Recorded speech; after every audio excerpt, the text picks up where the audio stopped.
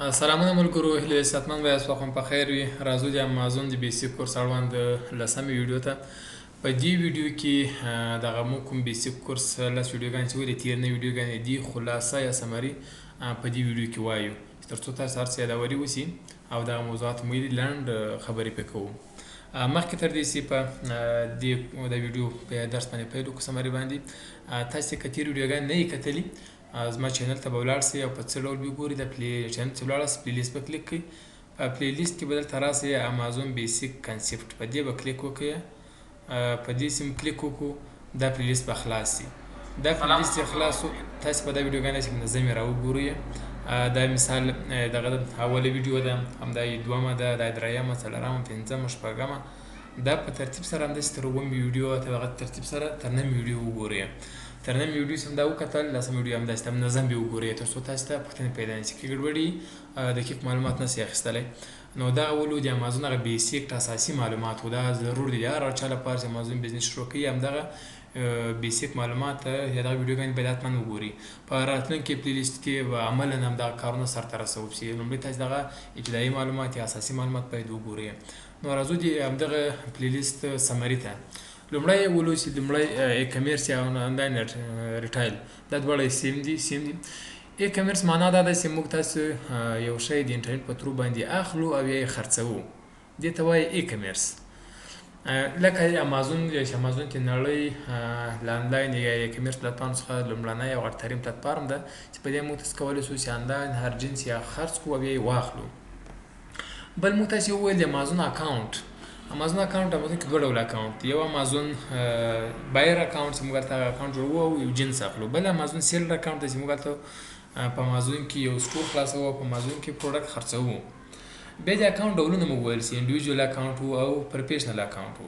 انډیویجوال اکاونټ مو وویل چې دا موږ په خپل شخصي ډیټایل جوړیږي او موږ کولی شو 40 پروډکټ په میاشت کې خرڅ کړو، په پروډکټ به $1 ورکوو. بل پروفیشنل اکاونټ مول پروفیشنل اکاونټ هغه اکاونټ ولې چې موږ تاسو $40 د میاشتې ورکوو او نامحدود اندازه پروډکټ کولی شو چې خرڅ کړو. او بل د پروفیشنل یو ماډل و چې موږ کولی شو د ال ال سی په ډیټایل بزنس اکاونټ جوړ کړو. دا د اکاونټ د امازون اکاونټ ټایپس و. بل ریکوایرمنټس چې هغه آی ډي کارت ولو، بانک سټیټمنټ و، دغه له مهمو معلوماتو څخه ولو چې موږ تاسې اکاونټ جوړوو کې. لکه بانک سټیټمنټ د افغانستان د هر بانک سټیټمنټ قبلې مشکل نشته او آی ډي کارت باندې هم کولی شو چې جوړ کړو. که پاسپورت ولرئ ښه خبره چې پاسپورت باندې یو اکاونټ وریفیکیشن وکړئ. دا هغه مهم ریکوایرمنټ ولو. وروسته بیا بانک اکاونټ چې ورسره اټچ کوئ هغه کولی شو د افغانستان څخه په اولنۍ ویډیو کې په دې خبرې کړې چې کوم بانک اکاونټ موږ تاسو کولی شو سره اټچ کړو، هغه درسره وګورئ، مفصل ماته خبرې پرې کړې دي. بل امازون مارکیټ پلیسز دي. په کومو ځایو کې امازون خپله دغه خدمات لري چې جنس خرڅ کړي، مشتریانو ته یې ورسوي. افغانستان کې نه لري، پاکستان کې نه لري، موږ تاسو دلته ویرهاوس نه لري چې جنس ورته ولیږو. ولې په هغو ټولو هېوادونو کې چې مارکیټ پلیس یا د خدمات لري، ویرهاوس لري، کولی شو جنس له ځای ولیږو هلته جنس خرڅ کړو. لکه امریکا، کاناډا، فرانسه، جرمني، دوبۍ، سعودي، مختلف هېوادونه دي چې موږ کولی شو هلته جنس خرڅ کړو. له دې ځای څخه پروډکټ هلته ولیږو، لیست یې کړو. بل مهم موضوع چې دا پروډکټ هنټینګ ده. پروډکټ هنټینګ خلاصه وایي یو داسې پروډکټ پیدا کول چې هغه موږ تاسو په امازون کې خرڅ کړو، موږ تاسو ته ګټه وکړي، دې ته پروډکټ هنټینګ وایي.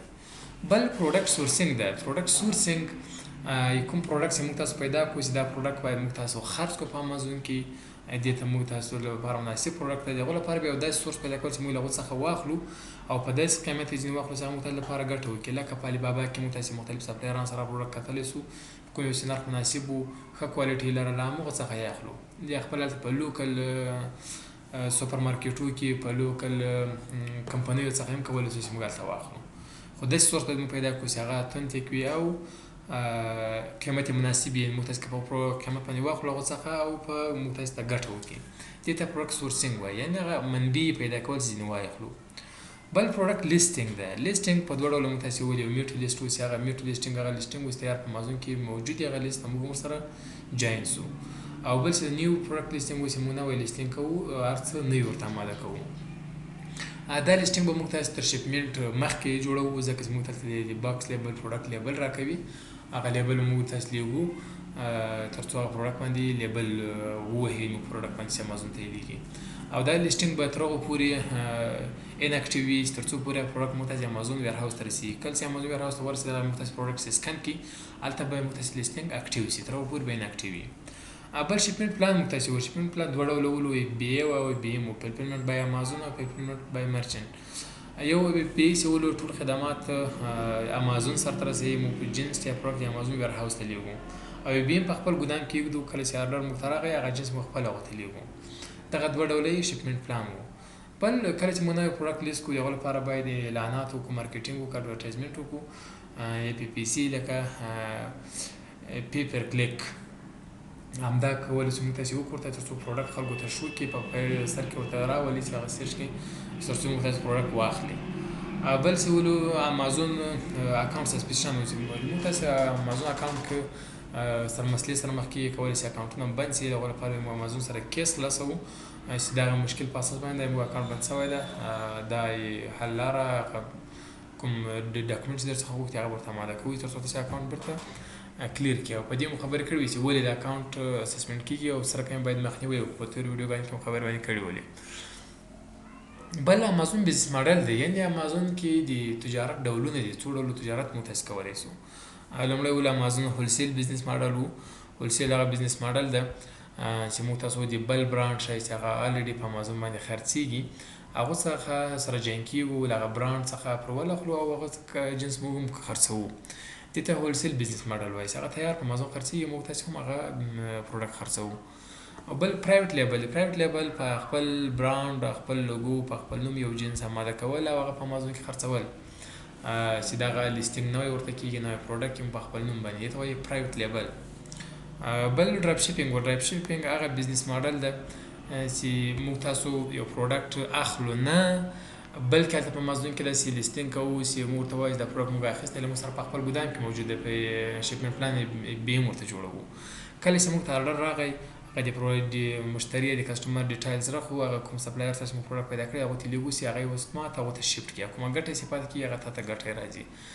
دې کې خطري بزنس ماډل ده، که په هغه وخت سره ورته شفټ نه شي یا هغه سپلایر سره تا پیدا کړی له هغو سره خلاصوي ته اکاونټ سسپینډ کېږي، مشکلات سره مخ کېږي، اکاونټ هیلت یې خرابېږي.